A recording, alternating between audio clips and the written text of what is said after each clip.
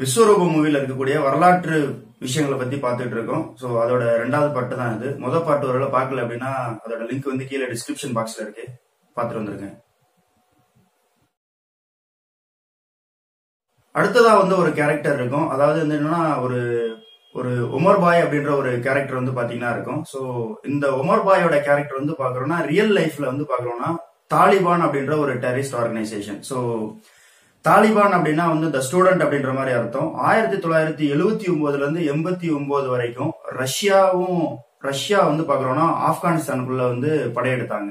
So இதை நம்ம இன்னும் கொஞ்சம் பின்னோக்கி போனோம் அப்படின்னா இந்த உலக வரலாறுல வந்து world war 1 and world war 2 அப்படின்றத எக்ஸ்பீரியன்ஸ் பண்ணிருக்கும் இந்த உலகம்.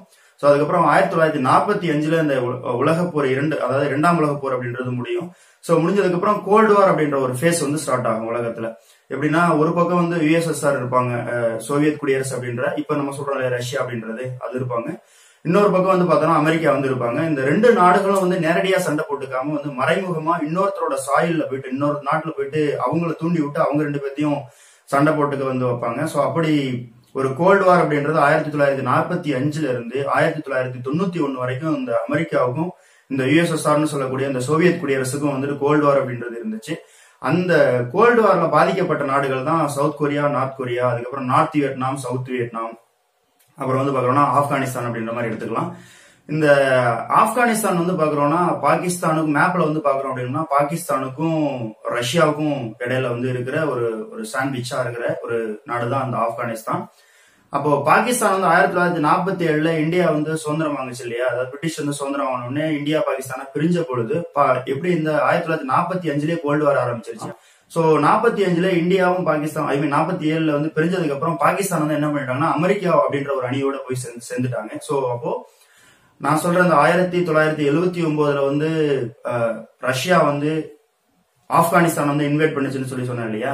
சோ அப்ப 1979 சமயத்துல பாகிஸ்தான் அப்படின்றது யாருக்கு பின்னாடி இருக்காங்க, யாரோட சப்போர்ட்ல வந்து இருக்காங்க அப்படின்னா பாகிஸ்தானோட சப்போர்ட், யுஎஸோட சப்போர்ட்ல வந்து பாக்குறோம்னா இருக்காங்க இந்த பாகிஸ்தான்.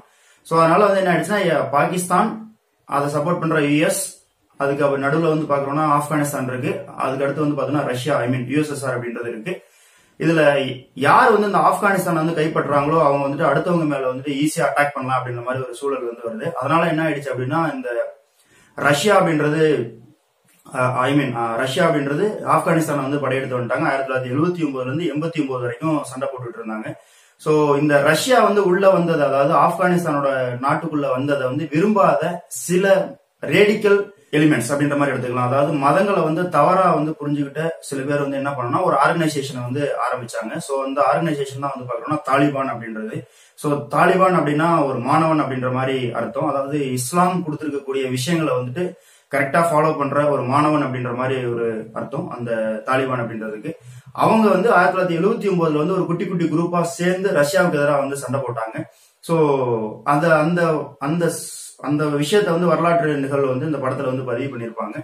சோ அது எந்த சீன்ல வருது அப்படின்னு பாக்குறோம் அப்படின்னம்னா ஒரு குண்டு வெடிச்சிருக்கும், அமெரிக்கன்ஸ் வந்து அட்டாக் பண்ணிட்டு போயிருப்பாங்க. அப்போ இந்த குரூப், அதாவது கமல்ஹாசன் அவங்களோட குரூப் எல்லாம் வந்து போயிட்டு உள்ள போய் பார்ப்பாங்க. அப்ப பார்க்கும்போது ஒருத்தர் சொல்லியிருப்பாரு, அதாவது ஒரு வயசான லேடி வந்து பாக்குறோம் அப்படின்னம்னா ஃபர்ஸ்ட் வந்து பிரிட்டிஷர்ஸ் வந்து வந்தாங்க, அதுக்கப்புறம் ரஷ்யன்ஸ் வந்து வந்தாங்க, அதுக்கப்புறம் தாலிபான் வந்து வந்தாங்க, அதுக்கப்புறம் அமெரிக்கன்ஸ் வந்து வந்தாங்க அப்படின்ற மாதிரி ஒரு வரலாற்று நிகழ்வு வந்து வரிசையா வந்து அவங்க வந்து சொல்லியிருப்பாங்க. அது வந்து ஒரு எக்ஸாம் ஓரியன்டா நம்ம பார்க்க வேண்டிய ஒரு வியூ. இதுல இன்னொன்னு வந்து அந்த உமர் பாய்னு சொல்லிட்டு ஒரு கேரக்டர் இருக்கு இல்லையா, அந்த உமர் பாய் அப்படின்ற கேரக்டர் வந்து தாலிபானோட ஹெட். ஒரிஜினலா வந்து பாக்குறோம் அப்படின்னா தாலிபானோட ஹெட்னு சொல்லி பாக்குறோம் அப்படின்னா முல்லா உமர்னு சொல்லிட்டு ஒருத்தர் இருந்தாரு. அவர் இப்போ உயிரோட இல்ல, அவர் வந்து ஒரு அமெரிக்க வான்வெளி தாக்குதல் வந்து இறந்துட்டாரு. சோ அவருக்கு வந்து பாக்குறோம்னா ரைட் சைடு கண்ணு வந்துட்டு ஒரு சண்டை போடும்போது அவரோட ரைட் சைடு கண்ணு வந்து பாக்குறோம்னா பாதிப்படைஞ்சிருக்கும். ஆனா அதே மாதிரி இந்த கேரக்டரையும் வந்து டிபிக் பண்ணணும், உணர்த்தணும் அப்படின்றதுக்காக வந்து பாக்குறோம்னா இந்த படத்துல வர்ற விஸ்வரூபம் படத்துல வர்ற உமர் பாய் அப்படின்ற கேரக்டருக்கு வந்து பாக்குறோம்னா லெப்ட்ல இருக்கிற கண்ணு வந்து பாதிப்படைஞ்ச மாதிரி வந்து காட்டியிருப்பாங்க இந்த இதுல விஸ்வரூபம் படத்துல. சோ ஒரிஜினலா இருக்கிற முல்லா உமருக்கு வந்து பாத்தோம்னா ரைட் சைடு கண்ணு வந்து அஃபெக்ட் ஆயிருக்கும். சோ கேரக்டர் வைஸா வந்து சினிமாவில் இருக்கிறதுக்கு லெப்ட் சைடு கண்ணு வந்து அஃபெக்ட் ஆயிருக்கும் அப்படின்றது ஒரு ஒற்றுமை அப்படின்ற மாதிரி நம்ம எடுத்துக்கலாம்.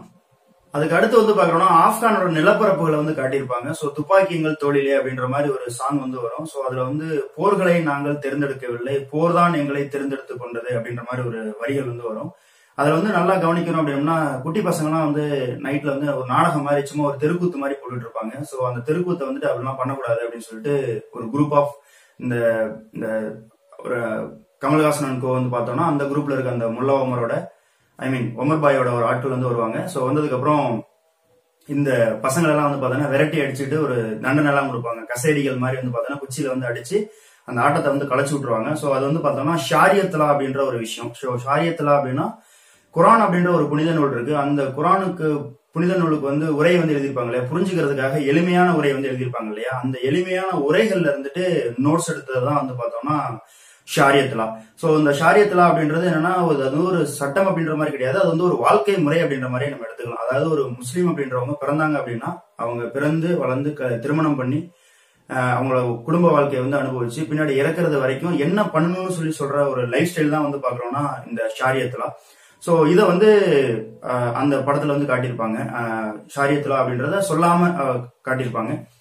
அதுக்கு அடுத்து வந்து பாக்குறோம்னா ஒரு வீட்டுக்கு வந்து போனதுக்கு அப்புறம் ஒரு சீன்ல வந்து ஒரு ஒயிட் லேடி வந்துட்டு ஒரு ட்ரீட்மெண்ட் வந்து கொடுப்பாங்க. அதாவது என்னாச்சு, தீவிரவாதி குரூப்ல இருக்கிற அந்த உமர் பாய் இருக்காரு இல்லையா, அவருக்கு வந்து குழந்தைகள் இருப்பாங்க, ஒய்ஃப் இருப்பாங்க. அந்த ஒய்ஃபுக்குன்னு சொல்லிட்டு ஒரு ட்ரீட்மெண்ட்டுக்காக ஒரு ஒயிட் லேடி வந்து சர்வ் பண்ணுவாங்க, அவங்களுக்கு ட்ரீட்மெண்ட் கொடுப்பாங்க. அந்த இதுல வந்து பார்த்தோன்னா மெடிசன்ஸ் சான் ஃபிரான்டியர்ஸ் அப்படின்ற மாதிரி ஒரு இது வந்து இருக்கும், ஒரு பேனர் வந்து பாக்குறோம்னா பார்க்கலாம். அது வந்து அதாவது இங்கிலீஷ்ல சொல்ல போனா டாக்டர்ஸ் வித்தவுட் பார்டர்ஸ் அப்படின்றது, அதாவது உலகத்துல இருக்கக்கூடிய டாக்டர்ஸ் இருக்காங்க இல்லையா, சோ அவங்க வந்துட்டு ஏதாவது வார் ஜோன்ல வந்துட்டு மக்கள் ஏதாவது ஒரு நாட்டுல வந்து சண்டை நடக்கும், அதனால அந்த நாடுகள்ல வந்து மக்கள் வந்து கையால் இழந்திருப்பாங்க, நோய் தொற்று அப்படின்றதெல்லாம் வரும். அந்த நோய் தொற்று இந்த மாதிரியான விஷயங்களை வந்து சர்வ் பண்றதுக்காக ஒரு வாலண்டரியா உலகத்துல இருக்கக்கூடிய டாக்டர்ஸ் எல்லாமே அந்த ஒருங்கிணைச்சு அவங்களுக்காக போயிட்டு அந்த பாதிக்கப்பட்ட மக்களுக்காக சேவை பண்ணக்கூடிய ஒரு நிறுவனம் தான் வந்து பாக்குறோம்னா 1971 பிரான்ஸ்ல தொடங்கப்பட்ட ஒரு அமைப்பு தான் வந்து பாக்குறோம்னா இந்த டாக்டர்ஸ் வித்தவுட் பார்டர்ஸ் அப்படின்றது. இப்போதைக்கு அதோட ஹெட் குவார்டர்ஸ் வந்து ஜெனீவா சுவிட்சர்லாந்துக்கு வந்து மாத்திட்டாங்க. சோ அந்த பேனர் வந்து இருக்கும். சோ அது வந்து ஒரு நான் ப்ராஃபிட்டபிள் ஆர்கனைசேஷன், அது வந்து யுனைடெட் நேஷன்ஸோட ஆர்கனைசேஷன் வந்து கிடையாது. இந்த செய்தி வந்து பாக்குறோம் அப்படின்னா அந்த டாக்டர்ஸ் வித்தவுட் பார்டர்ஸ் அப்படின்றது இந்தியாவில நம்ம டாப் மோஸ்டா கன்சிடர் பண்ற யூபிஎஸ்சி எக்ஸாம்ல வந்து பார்த்தோம்னா ஒன் ஆஃப் த கொஸ்டினா வந்து வந்துருந்துச்சு. அது பழைய கொஸ்டின் பேப்பர் எடுத்து பார்க்கிறோம் அப்படின்னா அது நமக்கு தெரிய வரும். ஸோ டாக்டர்ஸ் வித்தவுட் பார்டர்ஸ் அப்படின்றது ஒரு நான் ப்ராஃபிட்டபிள் ஆர்கனைசேஷன் அப்படின்ற மாதிரி தெரிஞ்சுக்கிறோம். ஸோ அவங்க வந்து மதம், ஜாதி, இனம், நாடு கடந்து வந்து பாக்குறோம்னா பாதிக்கப்பட்ட மக்களுக்கு உதவுறதுக்காக ஒரு ஆர்கனைசேஷன் தான். ஒருவேளை இந்த வீடியோஸ் வந்து ஏதாவது பாக்குறது வந்து நீங்க டாக்டர்ஸா இருக்கீங்க அப்படின்னா அதுல வந்து ரெஜிஸ்டர் பண்ணிக்கிங்க. ஸோ உங்களுக்கு ஒருவேளை சர்வ் பண்ணணும், வேர்ல்டு லெவல்ல வந்து சர்வ் பண்ணணும் அப்படின்ற மாதிரி ஒரு உணர்வு இருந்துச்சு அப்படின்னா தாராளமா அந்த வெப்சைட்டை வந்து கிளிக் பண்ணி உங்களை வந்து ரெஜிஸ்டர் பண்ணிக்கிங்க. ஸோ உலகம் ஃபுல்லா இருக்கக்கூடிய மக்களுக்கு வந்து சர்வ் பண்றதுக்கான ஒரு வாய்ப்பா உங்களுக்கு அமையும். அதுக்கு அடுத்து வந்து பாக்குறோம்னா ஒரு குரூப் வந்து பார்த்தோன்னா இந்த உமர் பாய் இருக்காரு இல்லையா, இவரோட குரூப் வந்து பாக்குறோம்னா நேரா ஒருத்தர் வந்து உயரமான ஒருத்தர் வந்து பார்க்க போறோம் அப்படின்ற மாதிரி சொல்லி கிளம்புவாங்க. ஸோ அப்படி கிளம்பும் போது உள்ள போயிட்டு வெயிட் பண்ணுவாங்க. அப்ப திடீர்னு ஒருத்தர் அப்பியர் ஆவாரு. சோ அவர் வந்து வேற யாரும் கிடையாது, அந்த காட்சியில வந்து ஒசாமா பின் லேடன் அப்படின்றத சொல்லாம சொல்லியிருப்பாங்க. சோ ஒசாமா பின் லேடன் அப்படின்றவரு அல் கொய்தா அப்படின்ற ஒரு அமைப்போட தலைவரா வந்து இருந்தாரு. சோ இப்போதைக்கு ஒரு உயிரோட இல்ல.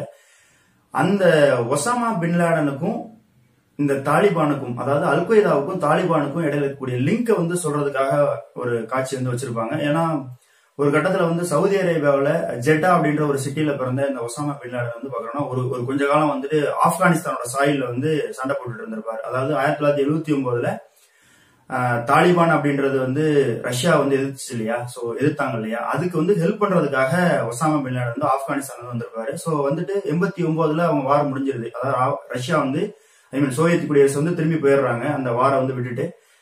அதுக்கப்புறம் இவர் பின் லேடன் வந்து தன்னோட சொந்த ஊருக்கு வந்து ஒர்க் பண்ணிட்டு இருப்பாரு, சொந்த ஊர்ல வந்துட்டு அவரோட வேலையை பார்த்துட்டு இருப்பாரு. சோ அதுக்கப்புறம் சில நடப்பு நிகழ்வுகள் எல்லாமே மாறி வந்து பாக்குறோம்னா தாலிபான் அப்படின்றது இந்த பின் லேடனுக்கு வந்து அடைக்கலம் வந்து கொடுத்திருப்பாங்க. சோ அந்த விஷயத்த காட்சிப்படுத்துறது தான் இது. அதுக்கு இடையில வந்து அந்த சீன்லயே வந்து பாக்குறோம்னா பாகிஸ்தானோட ISI அப்படின்ற பாகிஸ்தானோட உளவுத்துறை அதிகாரி வந்து ஒருத்தர் உள்ள போற மாதிரி காட்டியிருப்பாங்க. சோ அது வந்து அந்த டெரரிஸ்ட் குரூப்புக்கும் பாகிஸ்தானோட இருக்கிற அந்த ஆர்மி ஜெனரல் இவங்களுக்கும் இருக்கக்கூடிய அந்த லிங்கை வந்து பார்த்தோம்னா காட்டுற மாதிரி அமைஞ்சிருக்கும் அந்த ஒரு காட்சி, ரைட். சோ இதுக்கு அடுத்து வந்து பாக்குறோம்னா அந்த லாஸ்ட்ல வந்து ஒரு ஃபாரடே ஷீல்டுன்னு சொல்லிட்டு இருக்கும், அதாவது பாம்லாம் வந்து வெடிக்கிற மாதிரி வந்து செட் பண்ணி போயிருப்பாங்க. சோ அந்த சமயத்துல வந்துட்டு கமலஹாசன் அவங்க கூட இருக்கிறவங்க வந்து அந்த பாம்பை வந்து செயலிழக்க செய்யறதுக்காக என்ன பண்ணுவாங்கன்னா ஒரு ஃபாரடே ஷீல்டுன்னு சொல்லிட்டு ஒன்னு ரெடி பண்ணுவாங்க. அதாவது ஒரு மைக்ரோவேவ் ஓவன் இருக்கும், அந்த ஓவனை தூக்கி அந்த அடுப்பு தூக்கி வந்து பாக்குறோம்னா அந்த ஷீல்டு மேல வந்து வச்சிருவாங்க. சோ ஐ மீன் அந்த பாம் மேல வந்து வச்சிருவாங்க. சோ அது வந்து ஒரு ஃபாரடே ஷீல்டு அப்படின்ற மாதிரி இருக்கும். அதாவது என்னன்னா ஒரு எலக்ட்ரோ மேக்னெட்டிக் ஒரு ஷீல்டு தான் வந்து பாக்குறோம்னா இந்த ஃபாரடே ஷீல்டு. சோ அப்போ இந்த எலக்ட்ரோ மேக்னெட்டிக் ஸ்பெக்ட்ரத்தை பத்தி நிறைய கொஸ்டின்ஸ் வந்து யூபிஎஸ்சில நிறைய கேட்டிருக்காங்க, மத்த ஸ்டேட் போர்டு எக்ஸாம்ஸ்லயே வந்து கேட்டிருக்காங்க. சோ அந்த ஒரு கதை தான் வந்து பாக்குறோம்னா இந்த ஃபாரடே ஷீல்டு அப்படின்ற மாதிரி எடுத்துக்கலாம். அடுத்தது வந்து ஒரு புறாக்கள் வந்து அப்படியே நியூயார்க் நகரத்துல அப்படியே கொத்து கொத்தா வந்து இறந்து போயிருந்திருக்கும். அந்த வெண்மை அப்படின்ற அதோட நிறம் வந்து பாக்குறோம்னா வெள்ளையா இருக்கும். அந்த புறாக்களோட நிறம் வந்து வெண்மையா இருக்கும். அதுல வந்து என்னன்னா cesium 137 அப்படின்ற ஒரு ஐசோடோப் வந்து ரெடி பண்ணியிருப்பாங்க. இந்த ஐசோடோப் பத்தின ஒரு வீடியோ வந்து கீழே டிஸ்கிரிப்ஷன் பாக்ஸ்ல இருக்கு, அந்த லிங்க் கிளிக் பண்ணி பாத்தீங்கன்னா அந்த ஐசோடோப்ஸ் என்னன்னு சொல்லிட்டு விரிவா நான் அதை பத்தி பேசியிருப்பேன். சோ அதை வந்து ஒரு டைம் பாத்துருங்க, ரைட். சோ இந்த cesium 137 அப்படின்றது முழுக்க முழுக்க செயற்கையா வந்து உருவாக்குன ஒரு ஐசோடோப் அப்படின்ற மாதிரி வச்சுக்கலாம். சோ இந்த ஐசோடோப் வந்து உள்ளுக்குள்ள வச்சு அது வந்து கதிரியக்கத்தன்மை வாய்ந்தது. அது வந்து இந்த ரேடியேஷன் சொல்லக்கூடிய அதுவும் ரேடியோ ஐசோடோப். அதனால ரேடியேஷன் வந்து பார்த்தோம்னா மக்களை வந்து பாதிச்சு மக்கள் வந்து இறந்துருவாங்க அப்படின்றதுதான். ஏன்னா அதோட அயனியாக்கும் திறன் அப்படின்றது அதிகம். அதாவது கேன்சர்லாம் வந்து பார்த்தோம்னா ப்ரொடியூஸ் பண்ணும். சோ அதை வந்து காட்சிப்படுத்துறதுக்காக வந்து வச்சிருந்திருப்பாங்க. So cesium 137 was the UPSC question. So அது ஐசோடோப்னா வந்து என்ன அப்படின்ற மாதிரி கேட்டிருந்திருப்பாங்க. அதே மாதிரி cesium அப்படின்ற ஐசோடோப்பை பத்தியும் கொஸ்டின்ஸ் வந்து கேட்டிருந்திருப்பாங்க இந்த ஸ்டேட் போர்டு எக்ஸாம்ஸ் எல்லாம். சோ இதை நம்ம இந்த இதுல இருந்து நம்ம தெரிஞ்சுக்கிறோம். ஏன் அதை புறாவில வந்து வச்சு அனுப்பிச்சாங்க, அதுக்கு பதிலாக வந்து ஒரு வேற ஏதாவது ஒரு பறவைகள் வந்து கிடைக்கல அப்படின்னா அதோட புறாவோட நிறம் வந்து பார்த்தோன்னா வெண்மையா இருக்கும். சோ இஸ்லாத்தோட அடையாளம் அப்படின்றது வந்து வெண்மை அப்படின்றது தான். அதாவது ஒரு புனிதமா ஒரு தூய்மையா இருக்கக்கூடிய ஒரு மதத்துல வந்துட்டு ஒரு பால்ல வந்து பார்த்தோன்னா விஷம் கலக்கிற மாதிரி. சோ அது மாதிரிதான் வந்து பாக்குறோம் அப்படின்னம்னா இந்த தீவிரவாத ஆர்கனைசேஷன்ஸ் எல்லாம் வந்து மதங்களை வந்து தவறா புரிஞ்சுக்கிட்டவங்க தான் அந்த மாதிரி ஒரு அன்பை வந்து பரப்பாம அதுக்கு பதிலாக அந்த வெறுப்பு உணர்வை வந்து பரப்புற மாதிரி வந்து அதுல காட்சிப்படுத்தியிருப்பாங்க. சோ அதனாலதான் புறா அப்படின்றது ஒரு தூய்மையான ஒரு பறவை அப்படின்ற மாதிரி நம்ம வச்சுக்கலாம், அதோட நிறம். அதே மாதிரி இஸ்லாத் அப்படின்றது ஒரு புனிதமான ஒரு மதம். அந்த மதத்துக்குள்ள வந்து அதை தப்பா புரிஞ்சுக்கிட்டவங்க வந்து அதை விஷத்தன்மை வந்து செலுத்துறாங்க அப்படின்ற மாதிரி நம்ம எடுத்துக்கலாம். சோ அதே மாதிரிதான் இந்த புறாவில வந்து பாக்குறோம்னா அந்த cesium 137 வந்து வச்சு அனுப்புறது அப்படின்ற மாதிரி எடுத்துக்கலாம். சோ ஓவராலா வந்து பாக்குறோம் அப்படின்னா அந்த அந்த கேரக்டருக்கு வந்து பேர் வச்சதா இருக்கட்டும், அசாம் வந்து காஷ்மீரின்னு சொல்லிட்டு பேர் வச்சதா இருக்கட்டும், அல்லது அதுக்கு அடுத்து வந்து பாக்குறோம்னா அந்த கதக் டான்ஸா இருக்கட்டும், ஹிந்து முஸ்லீம் ஒற்றுமையை வந்து வலியுறுத்துறதா இருக்கும். அதுக்கப்புறம் அந்த பிர்ஜு மகராஜ் அப்படின்றது, அப்புறம் அந்த நாயகன் நாயகி பாவனை, அதாவது ஒரு ஆண் ஒரிஜினலா ஒரு ஆண் அப்படின்றது தன்னை பெண்ணா நினைச்சுக்கிட்டு கடவுளை நோக்கி பாடுறது அப்படின்றது அந்த நாயகன் நாயகி பாவனையா இருக்கட்டும், அல்லது டாக்டர்ஸ் வித்தவுட் பார்டர்ஸா இருக்கட்டும், அதுக்கப்புறம் அந்த நிஜ வாழ்க்கையில இருக்கக்கூடிய உமர் பாய் ஐ மீன் முல்லா உமரையும் படத்துல வந்து வச்ச உமர் பாயும் வந்து பார்த்தோம்னா அந்த கண்களை வந்துட்டு மாத்தி வச்சது, அதாவது இந்த கண்கள் பாதிக்கப்பட்ட விஷயத்தை பத்தி சொல்லியிருந்தேன் இல்லையா. சோ அதை பத்தி சொன்னதா இருக்கட்டும், அதுக்கப்புறம் இந்த ஃபாரடே ஷீல்டா இருக்கட்டும், அதுக்கப்புறம் இந்த meeting point of Taliban and al Qaeda அப்படின்றதா இருக்கட்டும், இது எல்லாமே வந்து பாக்குறோம்னா அதுக்கப்புறம் ரஷ்யா அந்த ஆர்டர், அதாவது ரஷ்யா வந்து எப்போ உள்ள வந்தாங்க, யுஎஸ் வந்து எப்போ வந்தாங்க, தாலிபான் வந்து எப்போ வந்தாங்க ஆப்கானிஸ்தானுக்குள்ள அப்படின்ற அந்த வரிசைக்கரமா இருக்கக்கூடிய பார்டரா இருக்கட்டும், அதுக்கப்புறம் அவங்களோட நெட்வொர்க் எல்லாம் வந்து பாக்குறோம் அப்படின்னம்னா அந்த ஒரு டைம் வந்து கம்ப்யூட்டர் மானிட்டர்ல பாத்துக்கிட்டே இருப்பாங்க ஃபண்ட் எங்கெங்கலாம் வருது அப்படின்ற மாதிரி பார்க்கும்பொழுது நைஜீரியால வந்து இருந்து வரும் ஃபண்ட் வரும். அதுக்கப்புறம் சில மேற்கத்திய நாடுகள்ல இருந்து வந்துகிட்டு இருக்கோம். சோ அதையெல்லாம் காட்டியிருப்பாங்க. சோ இந்த நைஜீரியால வந்து பார்த்தோம்னா போகோ ஹரம் அப்படின்ற மாதிரி ஒரு ஆர்கனைசேஷன் வந்து இருக்காங்க இன்னமும் வந்து இருக்காங்க, ஒரு டெரரிஸ்ட் ஆர்கனைசேஷன். சோ அவங்களும் வந்து பார்த்தோம்னா ஷாரியத்துல இம்ப்ளிமெண்ட் பண்ணணும்னு சொல்லிட்டு இருக்க குரூப் தான். சோ அதுக்கும் இதுக்கும் உள்ள லிங்க் வந்து காட்டியிருந்திருப்பாங்க. சோ இதெல்லாமே வந்து ரொம்ப நுண்ணியமா வந்து பார்த்தாதான் புரியும். உலக அரசியல், உலக சினிமா எதுவா இருந்தாலும் சரி, அந்த இந்த வரலாற்று நிகழ்வுகள் எல்லாம் நம்ம ஒரு விஷயமா வந்து படிச்சு அதை வந்து காட்சிப்படுத்தி இருக்கிறது அப்படின்றது இந்த விஸ்வரூபம் 1 அப்படின்ற ஒரு பாட்டுல பண்ணியிருக்கிறது அப்படின்றது கொஞ்சம் வரலாறு படிச்சுட்டு இருந்தோம் அப்படின்னோம்னா, உலக அரசியல் கொஞ்சம் தெரிஞ்சிருந்துச்சு அப்படின்னா இந்த படங்களை வந்து ரசிக்கிறதுக்கு பயன்பாடா இருக்கும். எப்படி இருந்தாலும் இந்த விஸ்வரூபம் மூவில இருந்து வந்து பாக்குறோம்னா மோர் தென் ஒரு 6 கொஸ்டின்ஸ் வந்து பார்த்தோம்னா ஸ்டேட் எக்ஸாம்ஸா இருக்கட்டும், அல்லது வந்து சென்ட்ரல் கவர்மெண்டோட எக்ஸாம்ஸா இருக்கட்டும், அது வந்திருக்கு அப்படின்ற பட்சத்துல அது எந்த அளவுக்கு இந்த படத்துக்குள்ள வந்துட்டு ஒரு நுண்ணியமான கருத்துக்களை எல்லாம் வந்து சொல்லியிருக்காரு அப்படின்றது ஒரு ஆச்சரியத்தக்க வகையில தான் இருக்கு. ஸோ இனிஷியலா அந்த வரலாறு புரியாம நம்ம பாக்குறோம் அப்படின்னோம்னா அது சும்மா ஒரு ஏதோ ஒரு சண்டை படம் அப்படின்ற மாதிரி தான் தெரியும். ஆனா அத வரலாறுக்கு பின்புலம் அந்த இந்த காட்சிக்கான பின்புலத்தை வந்து நம்ம வந்து வரலாற்றுல நம்ம ஆராய்ச்சி பண்ணோம் அப்படின்னோம்னாலே அது மிகப்பெரிய விஷயமா தான் இருக்கு இல்லையா? ஸோ அப்படி பார்க்கும்போது இதுக்கு மேல ஒருவேளை உங்களுக்கு அந்த படம் வந்து பாக்குறதுக்கு வாய்ப்பு கிடைச்சது அப்படின்னா உலக வரலாறுலாம் கொஞ்சம் தெரிஞ்சுக்கிட்டு அதுக்கப்புறம் பாக்குறோம் அப்படின்னோம்னா அது புதுமையாகவும் இருக்கும். காட்சிகள் வந்து நிறைய நமக்கு நம்மளோட கருத்துக்களுக்கு வந்து பாக்குறோம்னா அந்த படத்துல சொல்லப்பட்ட கருத்துக்களுக்கு வந்து ஈஸியா மேட்ச் ஆகும் அப்படின்றதுதான்.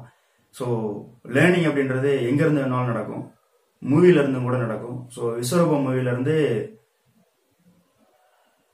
6க்கும் மேற்பட்ட கொஸ்டின்ஸ் MCQs அப்படின்றது ரெடி ஆயிடுச்சு.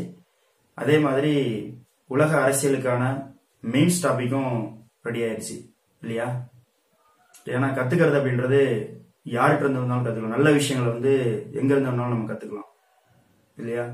ஸோ லைஃப் அப்படின்றதும் லேர்னிங் அப்படின்றதும் லவ் அப்படின்றதும் ஸ்டார்ட்ஸ் வித் எல்.